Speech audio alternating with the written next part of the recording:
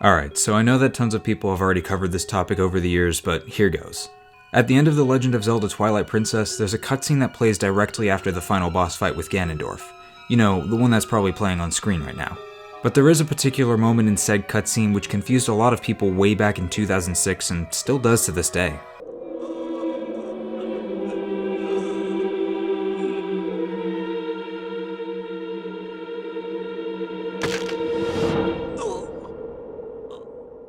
Ooh, creepy. This moment right here. But what exactly happened here and why?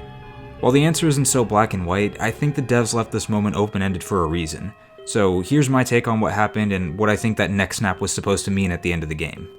To understand what really happened, we need a little bit of context first.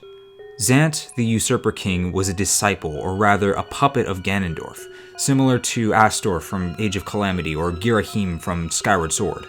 He was granted the awesome power of the Twilight and nearly took out the entire kingdom of Hyrule single-handedly and with his shadow beasts. But like any other puppet, his strings were cut and his master tossed him aside once his purpose was served. Well, in this case I guess he was popped like a balloon, but that's beside the point. The game makes you believe that Zant is dead, which he is, and you won't be seeing him for the rest of your playthrough. That is until the cutscene that you just witnessed plays out. Ganondorf is standing defiantly as his life is slipping away due to the Master Sword being plunged into his chest. He makes an attempt to reach out to the gods for help, just like he did during his attempted execution earlier in the game, and even further back in Ocarina of Time. However, this time the gods didn't answer his call, for this was no ordinary sword, but the blade of Evil's Bane itself. And in his dying moments, Zant appears to him and makes the infamous crack of his neck.